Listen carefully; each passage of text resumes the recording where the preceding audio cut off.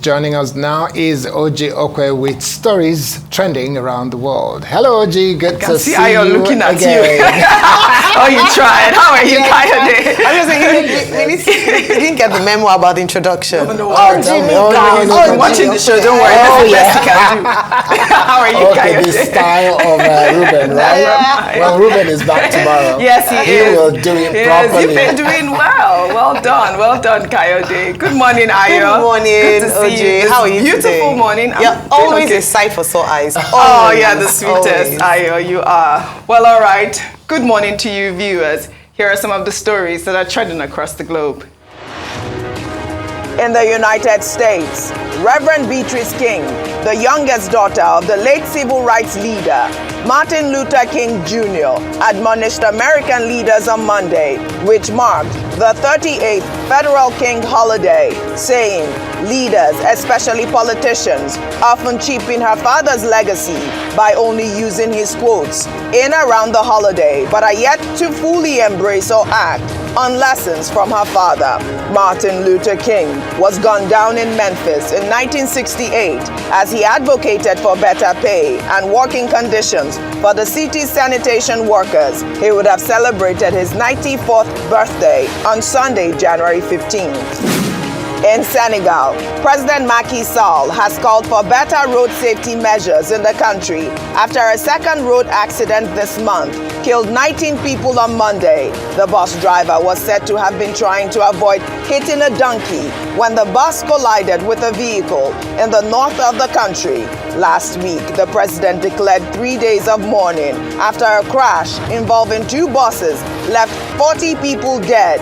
The government also banned buses from traveling at night and ended the import of second-hand tires. In Nigeria, the presidential candidate of the People's Democratic Party, Atiku Abubakar, paid a condolence visit to the victims of the road accident at the University of Jos Teaching Hospital on Sunday. The victims were supporters of the party involved in a fatal accident which left 16 people dead and scores injured. The PDP flag bearer also donated 30 million naira to be used for the treatment of the victims. An initial support towards medical attention and other expenses of 30 million naira so that they can get the best possible medical attention. Under sports, FIFA announced on Monday that it is launching an investigation into the actions of the Argentina national team after they defeated France on penalties to win the 2022 World Cup final. The global governing body opened proceedings against the team for potentially violating several clauses of the FIFA disciplinary code during and after the showpiece event, namely clauses for fair play and player misconduct. Scenes from the Argentina squad celebration quickly went viral, with controversial images of Aston Villa goalkeeper Emiliano Martinez mocking defeated forward Kylian Mbappe. He was also seen holding a doll with the striker's face struck on it, as well as calling for a moment of silence in the dressing room after the game to honor the death of Mbappe. Finally, under entertainment, Hollywood actor Richard E. Grant and TV presenter Alison Hammond have been announced as the hosts of the 2023 Baftas.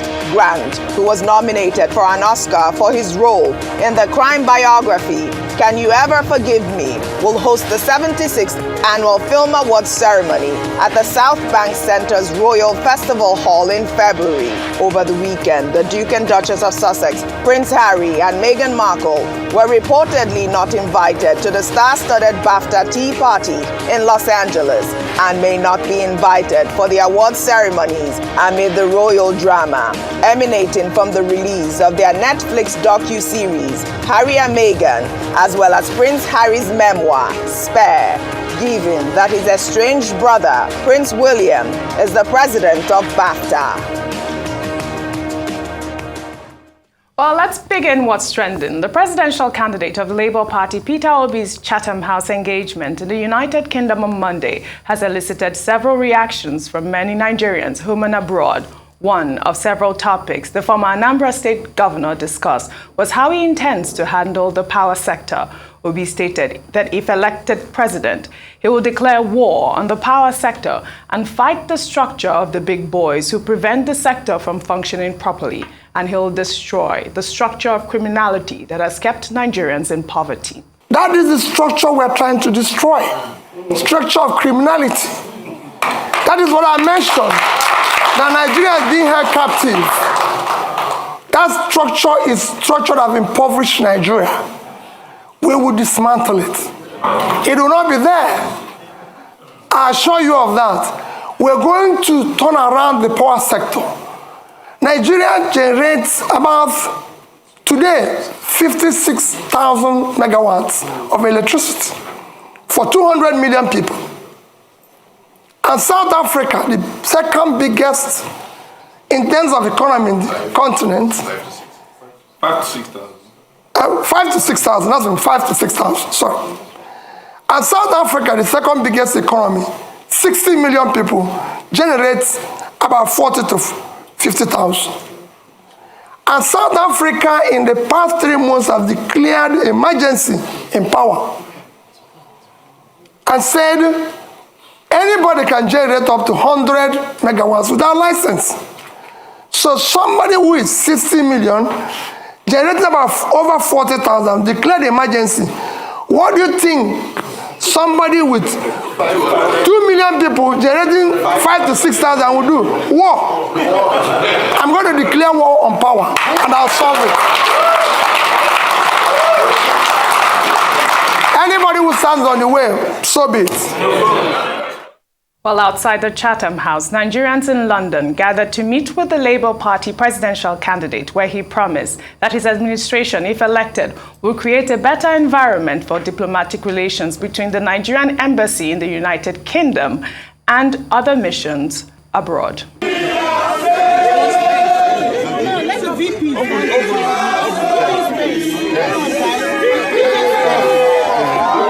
What we say that the government we want to do requires sacrifice of all of us. We must build a better Nigeria. Yes. That's the way it is today. Yes. Because a productive we want Nigeria where everyone and each of you will be proud to hold your green passport. Yes. And be proud that if you have a problem, the Nigerian High Commission and Nigerian embassies will deal with it. Yes. A Nigeria where you are treated as a second-class citizen in the world. We will belong to this world, and we will show that Nigeria is a great country. That is why I came to Chatham House. Yeah. That is why I came to Chatham House.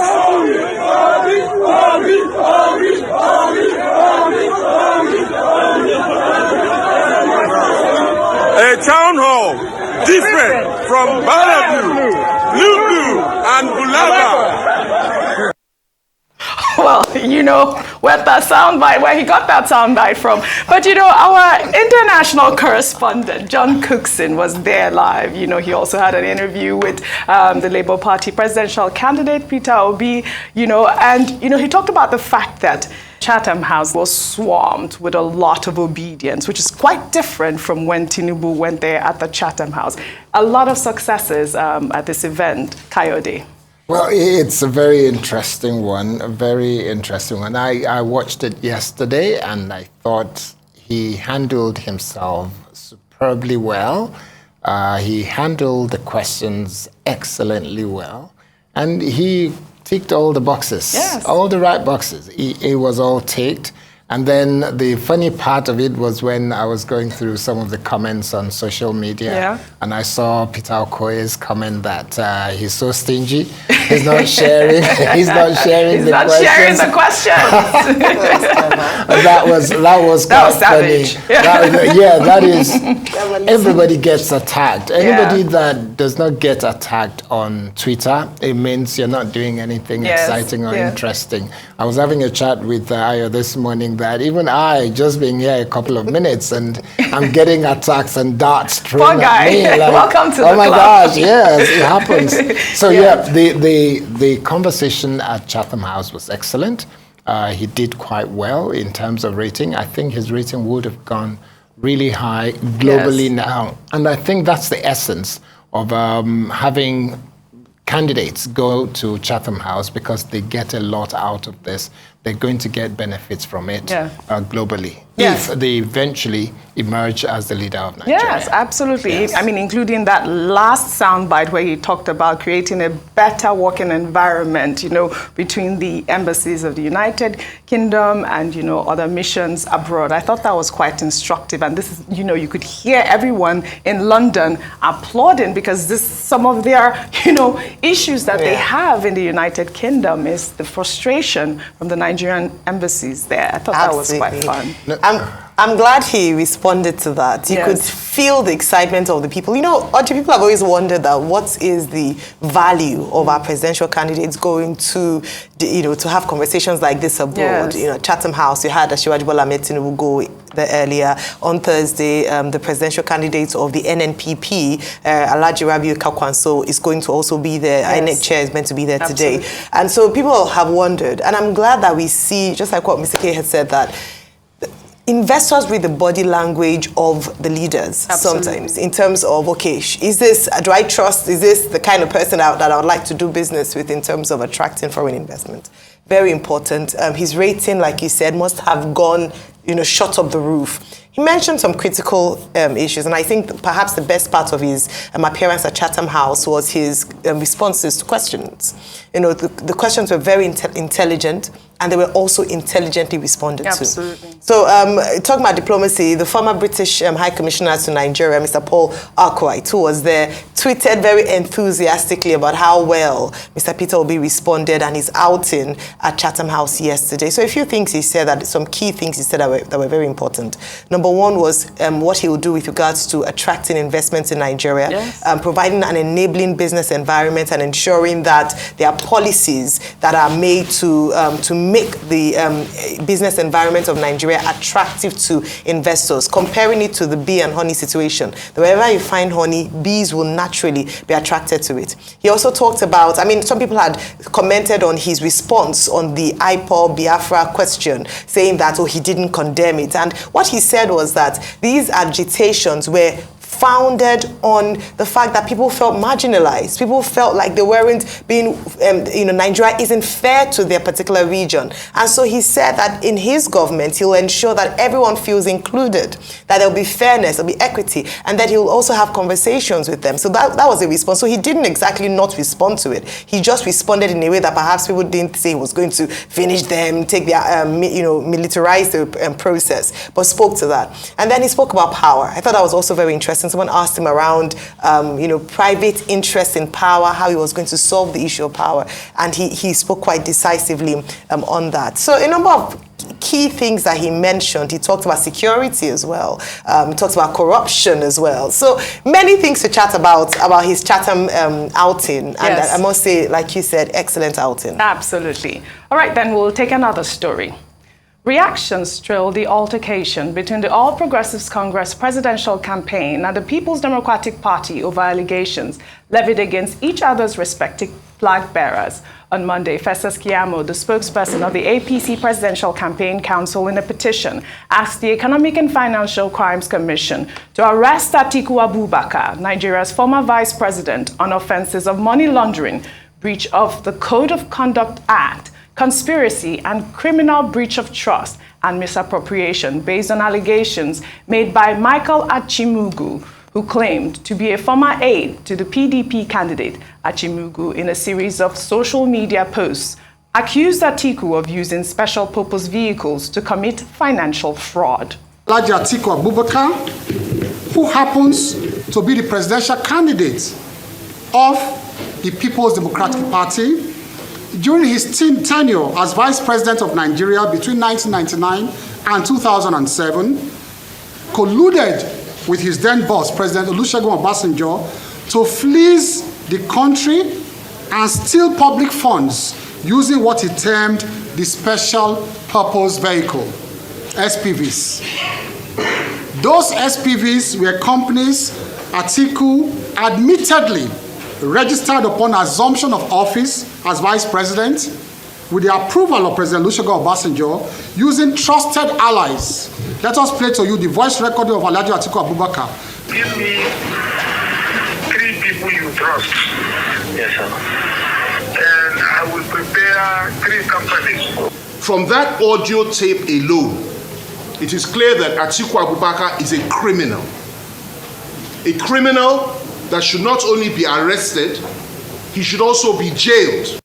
All right, let's take some tweets. This is from Korea, who wrote, "The hypocrisy in our political system is unparalleled.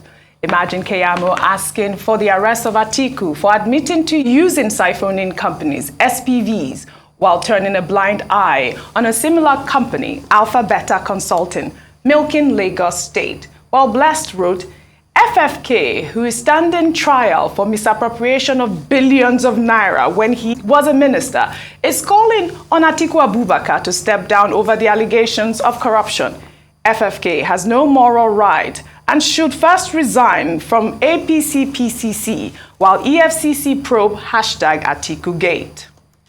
Well, the spokesman of the PDP Presidential Campaign Council, Dino Melaye, during our nightly news program on Monday, claimed that the APC and Bola Ahmed Tinubu hired a chronic blackmailer to distract the campaign. He also alleged that Tinubu had been convicted as a drug baron in the United States and as such incapable of being the president of Nigeria.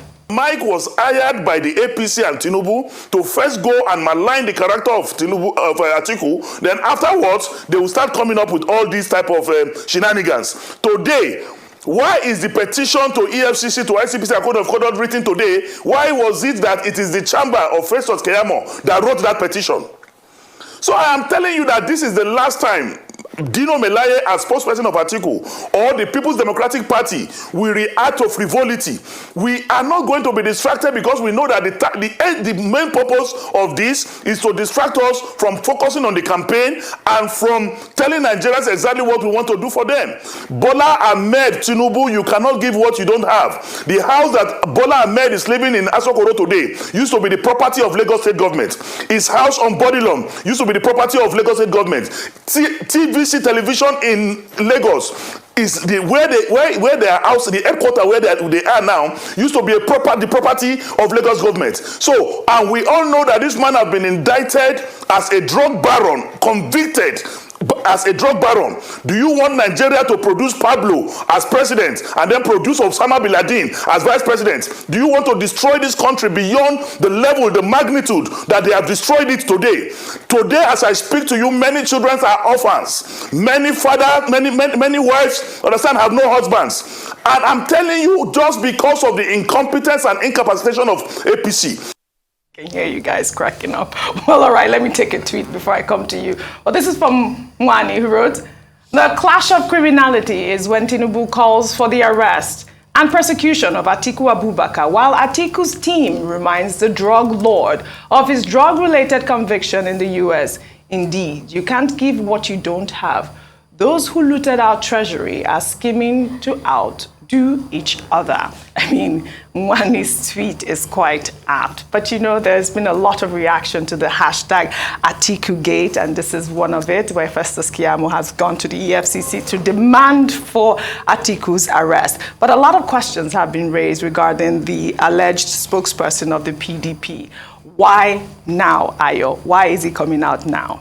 Yeah. Okay, so the question, like I said to Professor Usman, who came in earlier, that to be fair, when it comes to you running for public office, they will dig up your past. Just be ready for that. So the timeliness of an accusation shouldn't really... the question is, did you or did you not do it? Should Nigerians trust you or should Nigerians not trust you? If the unfortunate thing is that when you are going for the highest office in the land, you're going to be held to the highest level of honor. And so if you're not, if you don't fit the bill, then people have the right to question that. So people saying, and then this, when watching that video, I'm like, is this what leadership in Nigeria has gotten to, whereby someone accuses you of saying, like, hey, you stole?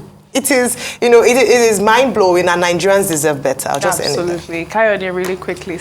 Oh, well, it's, I was just thinking about it. I saw what Dino Melaye said, and it becomes really heartbreaking because you see Dele Alake, you see Festus Keyamo, you see even Femi Fani Kayode, and then you see Dino Melaye's response. It is heartbreaking for me as a Nigerian, as a father who wants our children to grow up in an environment where things work. Absolutely. And if all you find is a situation where you have all this pontificating and they turn Nigeria into what some people have described as the theater of the absurd, where all kind of weird things are being said. Every serious issue that in other countries around the world will be something that is discussed and debated seriously and will be taken to court, and you see a result at the end of it, but we turn it into a joke. We turn it into a social media circus. Right. And we take it as it is okay. We can just continue. This is just today's conversation. This is just, all of this is just something that people will share and they will laugh and they will joke about it. And tomorrow another issue comes up and we'll joke about it. When is Nigeria going to change? When are we going to be able to discuss serious issues and stay on it until we see result so that we can move on and leave something for the next generation? All these heartbreaking stories that we have and we share and we laugh about, at some point it has to come to an end so that we can focus on the issue and get results. Well said, Kayode, and well done on the morning show. I don't know when I'll see you again, but I guess we'll see soon. Yes. Dr. Bat is coming back tomorrow, right? Yes. Well, all right, Ayo, thank you both for your great analysis on what's trending. Well, that's all I have for you on what's trending today. I'll see you all tomorrow.